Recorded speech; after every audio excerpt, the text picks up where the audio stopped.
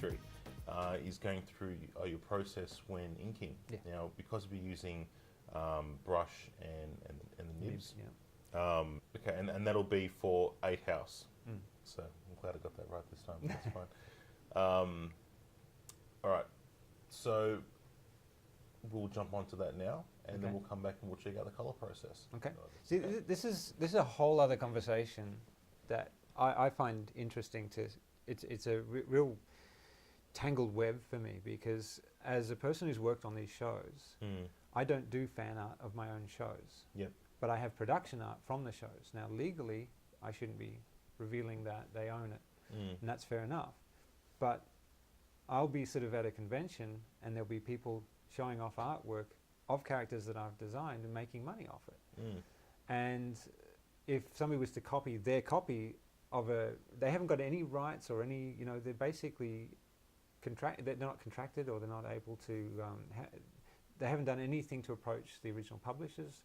It could be Marvel, DC, but they're selling these posters of these, even Disney characters, without getting any rights or any, and they're getting away with it. And it's when Stan Lee was there, we were sitting opposite Stan Lee, and there was another booth just next to us, and they had posters from Marvel, and he had to sit there and look at that stuff, and he's not getting a cent for it. And the argument is, well, he's making so much money, but it's still undermining their creative property. Yeah. And so you have this weird thing. It's like, well, it's okay, I'm a fan, I'm doing fan art, but you're still really technically, there's this horrible, it's become grey, but it shouldn't be grey. You really are ripping off somebody else's property, and you're not giving them any return, any royalties or anything. There are people with whole careers making posters and prints and stuff and selling it, but they have no right to do it.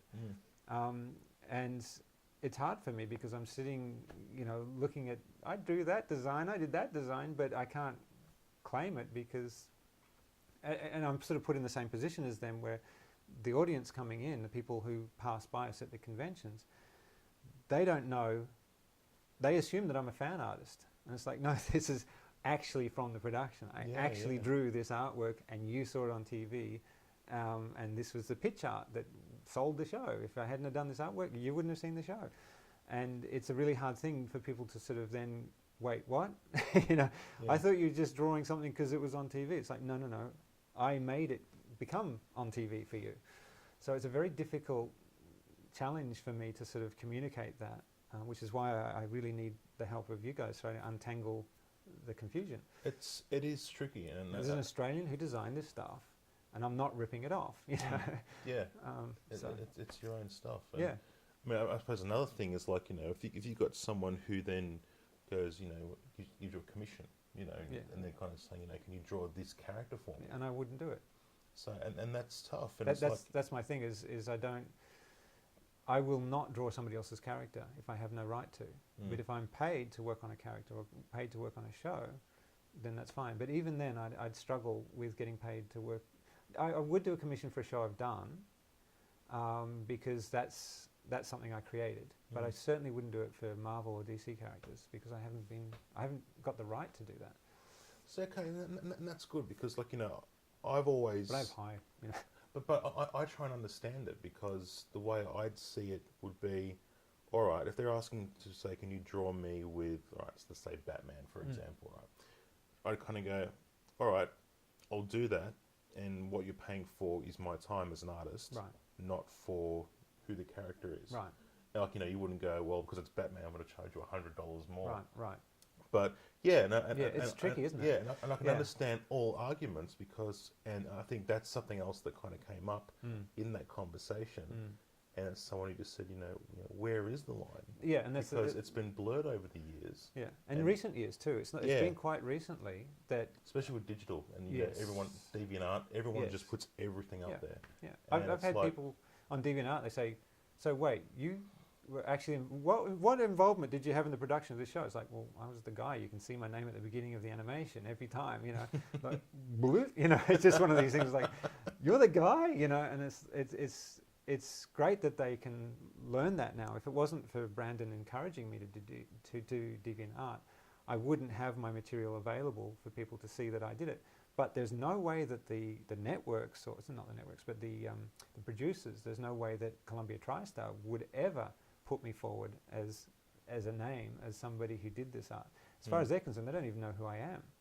And so it's this frustrating thing where it's like, all these people are doing fan art is one thing. Making money off it gets into the grey area. But there's so many people doing it now, and it's so accepted now, that I feel it's almost like a crime that Columbia TriStar won't even acknowledge my existence.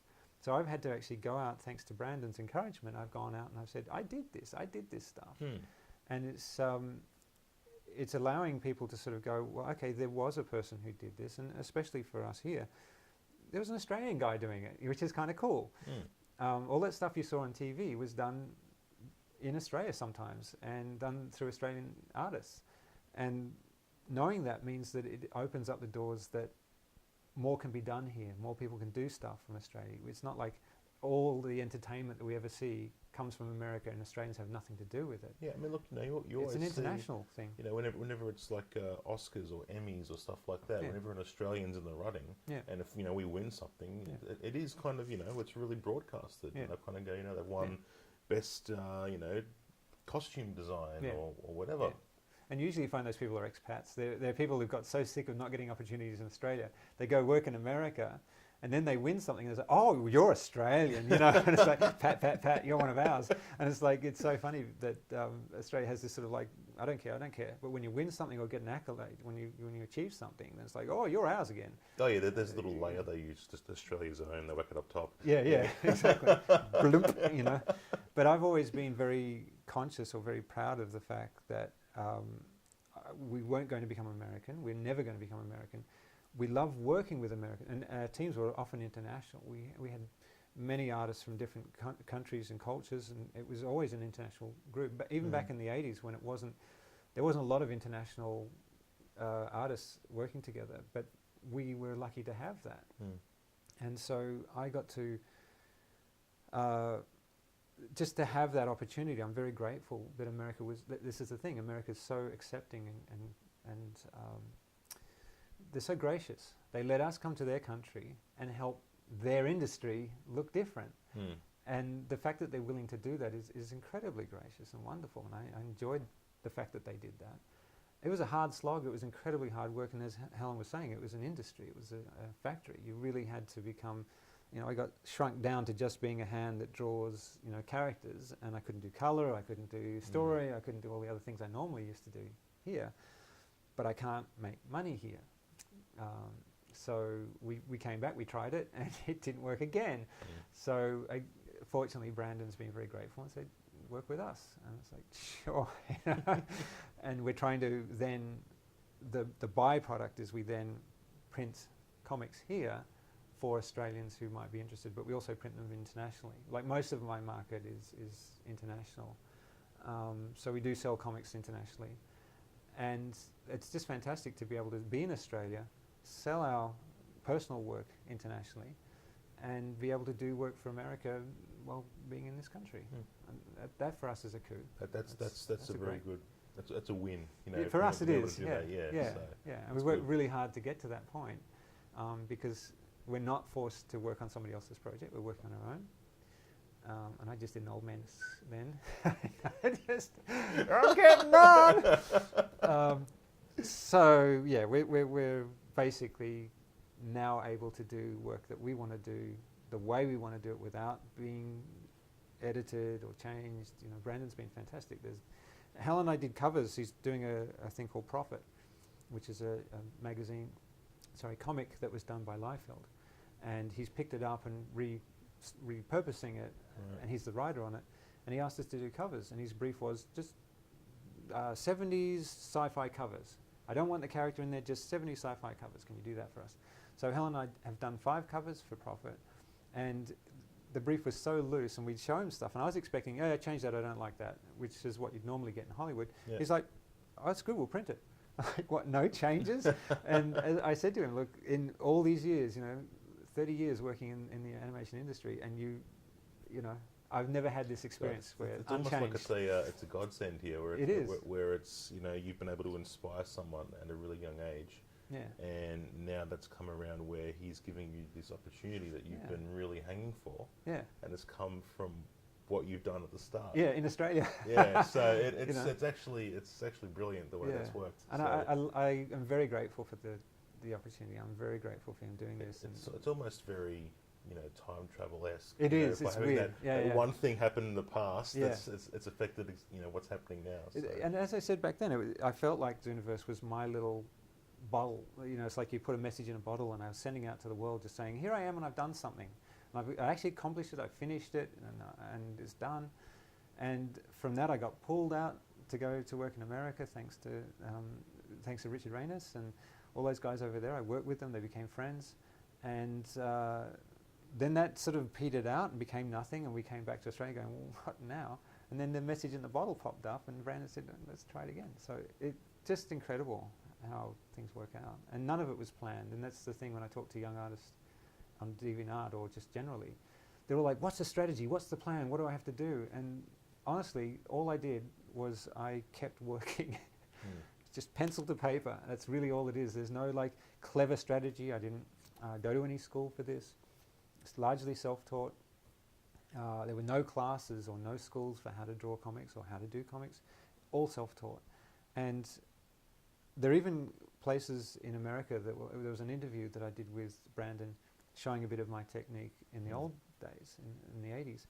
And I heard that there was a school where a teacher for comics was showing people our article just to try and sort of show this is how it was done. It's crazy how much work we had to do. So anyway. Well, we'll talk a little bit about, I suppose, the colouring side of things, right. and how you go about doing that. Right. So this is for the new stuff that you're currently working on. Yep. So explain how you go about doing that. Right. Well, the artwork is done, as we'll see, it's the inked version is scanned in, and I have an A3 scanner, so it scans in large format. I'll bring it in here, and I'll do an adjustment so that the whites are pure white and the blacks are solid. So I'll do some adjustments with that using overlays and multipliers and sort of just playing around with it a bit. And we end up with this line work. I'll go through the line work then, and I'll do what I call selection layers, which will be breaking down the characters into shapes. This is a selection layer, and so what I'll actually be either selecting things and either enlarging or reducing their selection areas and just dumping colour into them. So this represents flat areas of colour that I intend to put my detail into. And then after that, it's really just gradients and things like that, and working with shadows. And so I'll show you the shadow layer. Character multiply is, excuse the back of my head. Pull around. No, it's alright. Just trying to work out why this isn't coming up. Character overlay, VG multiply, character multiply. Oh, it's the other page, I see. That's so much stuff.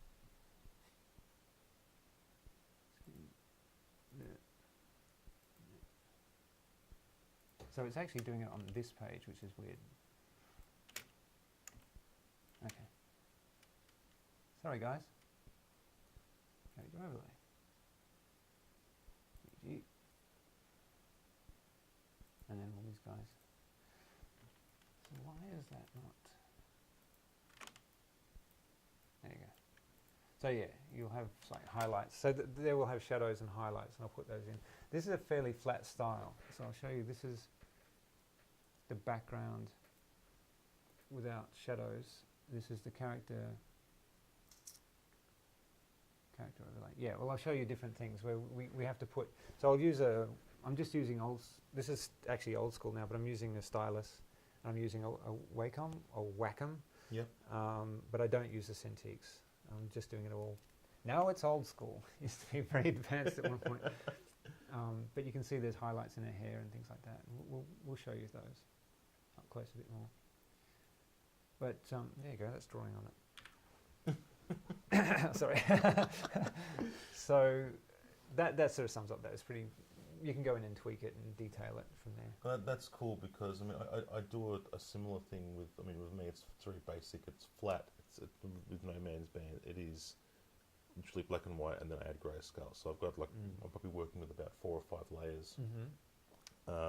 But it's good seeing that because I did get a CD on how to color, and I learned about using the different layers and all that. And when you're a kid and you're first learning about Photoshop, you don't understand the whole layer concept, right? And you end up losing a lot of your line work because you're just coloring on the same layer. Right. I should explain that. Yeah. The most important thing that you need to know is that you multiply the line layer. So the black and white line layer in this case has been multiplied. So what that does is it makes all the whites invisible, and screen does the opposite. So multiplies what I use to show the colors through, and the black lines remain solid. And it becomes similar to a cell in animation. So in the old days, we'd have the cell with the black line and the colors underneath. And for me, it's very familiar. All right, so I suppose let's get this out there. All right, so when you first scan something in and you've got your black and white page, what are your first processes to get that so it's nice and clean? Your blacks are black and your whites are kind of out of the way. I cheat because there's a thing in Photoshop. First rule. There's a thing in Photoshop called actions. Yep. So I've set up actions so that. Of course, yeah. I do there's a couple of things that I do, but one of the things that I'll do is I'll do a levels layer, and you pick the lightest color will be the light blue, because I use a blue pencil. Right. So the lightest color is the light blue, and that makes all the blue disappear. And the darkest one is the black, so it makes everything go really dark and really light at the same time. And then I make sure that that's black and white by taking all the saturation out. So that's like, hue color, hue saturation. Yep. So there are all sorts of layers that will go over the line work before I'm happy with it. But I'll use actions. I just scan in, I hit actions, and it does everything for me. Yeah. And that's something that I had to learn years ago. Back in the early days of Photoshop, I was using actions. But a lot of people, they do it all by hand, and it just takes forever. And it's like, hit actions. But you record it. I don't know if people are aware of that, but you record the actions that you do. Yeah, I only discovered that properly in the last version of Photoshop that came out. Right. No, it's been there for decades. Yeah. It's funny, you kind of learn this, it's like, oh my God. Yeah. It's been hidden. The thing for me with programming is with programs, is that there are all these things that are buried.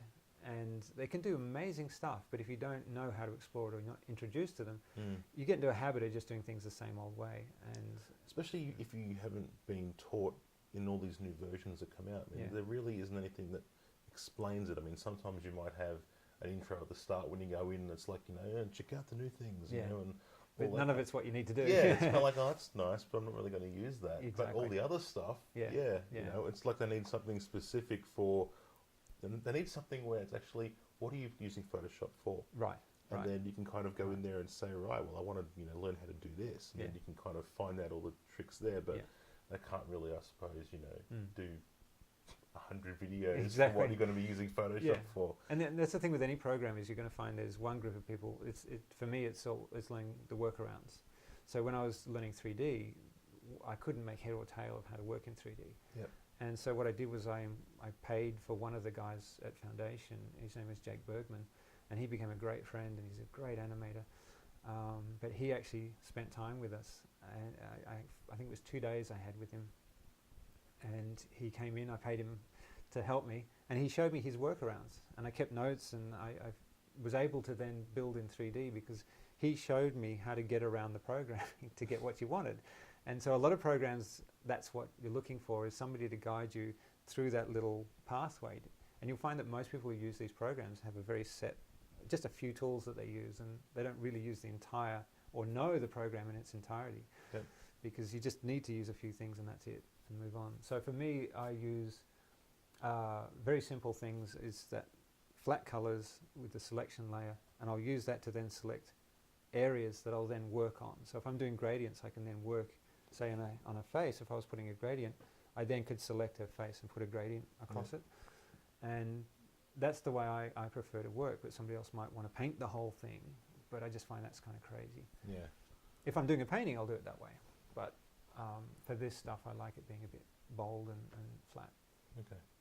Now I'll show you. This is Flash, and what I found, I was interested in working with Toon Boom, which is one of the industry standards, and they do a lot of stuff on Nickelodeon using Toon Boom. The problem I had was that Toon Boom didn't allow me to input scans, and I work off scans. I do a drawing, and I'll basically ink off that in Flash now, but I was hoping to do it in Toon Boom. The problem I had was that the reference art came in a very low resolution, and I just couldn't zoom in and get the line work. Couldn't see the line work. It was very pixelated. So at the moment, rather than doing what we're going to be doing later, you do a lot of the ink now digitally? Yeah, it's all digital. This is the news universe, and so the way that I'm doing it is I've actually found a way to copy my ink line in Flash, and I've been doing it that way since 1998 when I first started working in Flash, and it works really well for me. I'm really happy with the look of it. So I'll show you that if I open up these guys. So this is a scene, for example, and each of these are different. Let's see if I can open this up so you can see it better. This scene here, this file has different scenes from the comic. So there'll be actually different panels that you might recognize from the comic that I've done. Now in here, I can actually go, each of these assets, let me show you this one. These are called assets, and each one of them is separate to the background. So let's see if I can go in there. So this character, probably go in again. Okay, that was the foreground. So as you can see, everything's in separate layers. Now if I go, let's do this. See all the lines there. I just want to make sure I don't pick her up. No, she's in there. Weird. Okay, not used to that. Let's take this off this layer. One sec. All right. What I wanted to do was grab her. There she is. So I wanted to grab her and just show you that she's separate to the background. So I've actually done her in such a way that all her parts are separate. So if I hit the rotation tool, I can actually move her and animate parts of her. So everything is rigged and ready. Everything is rigged in her head, for example, and they're all pivoted in the right place. So I can swap heads out. I can do different mouse positions. That's great. So that every panel in the entire comic is animation ready. And that was the main thing I wanted to achieve with this News Universe story. So she could actually slide, if I wanted to, she could actually slide down that area. Let's see if I can do this. So I could grab her in the shadow and she could just slide down there. So to do that properly, and this is why I wanted to work in Flash, so I could do this. You're kind of saving yourself a lot of time. In the long run, yeah. So if I take her, so here's what I'll do. I'll take, and we'll zoom in on this later. X. So I'll take her out of the scene. I'll pop her in here, and then I'll F6. I can't see my keys. Okay. Now what I'm going to do is, before I do that, so I'm doing this on the fly. I'm going to group them. Okay, so they're one symbol together. I am going to F6 again. I can't see my keyboard. All right, so if we make this tween, classic tween, then if I move it down, yeah, you know how it works. And why is there another one there? Delete. And delete. I did something wrong. Okay. So if now she could actually slide down the thing, and we could just add a little bit of movement otherwise and all that sort of stuff, and I could have her slide down. So that's what we were experimenting with on Loop to Loop, was we were learning techniques about how to animate our stuff and do all that sort of stuff.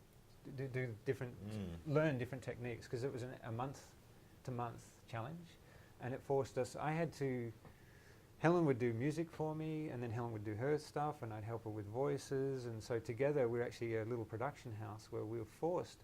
I'm not an actor and I don't like acting, but I was forced to act. And so it brought all of the aspects of what we'd learnt in America, had to then come into a little production. And while most people who were submitting stuff to Loop had one loop. I counted that I had, on average, about 9 loops in every single one of my pieces, and they lasted for about a minute. And so that was the thing, is we just did a lot of work in that 1 month because we really wanted to learn some stuff. And that ended up being part of the comic. No, that's technique. That's fantastic. That's really cool, and I think I may have to just become knocking on your door a few more times and discuss this, because that is really cool. And the other thing to keep in mind is my brother Tom is been helping us with a guy called Paul Sagal.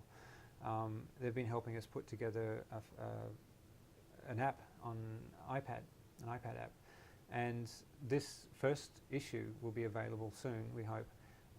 There's already a free one in existence, but what's really cool is the new one has an animation at the end. So the first animation I did for Loop to Loop for Zooniverse is actually in the app. So at the end it's in special features you can actually watch, but the assets are also in the comic. So you can actually see them in the comic, and then at the end you can watch the animation that was where all the assets came from originally. Yeah. So that's been really cool, because I've been working, this is what I'm trying to say, is a lot of young artists will have a plan, they have to work out a plan, and it's like, I had no plan, I never have a plan. I just work, I take a risk and I work that way and I see where it takes me, and it's always art first. And that's what I've found in our career, in our life. If we follow the art takes us to places we never expected. So I had no idea when we were doing, or Helen and I both had no idea. We took a huge risk for a year. We were working on these loop-to-loops animations, and we had no idea what they would be useful for, or whether anything would come of it. But apart from teaching us a lot and meeting a lot of really cool animators and getting into that scene, we got to experience putting getting assets ready that will now be put into our comics for America, but also we can use them on an app. No, that's fantastic. So that's all looped again. It's all looped around again. See, it's the loop. Yeah, exactly. It's the key word. Yeah. Things going around. And of course, keyframes. Yeah, exactly. But yeah, no, that's awesome. Yeah.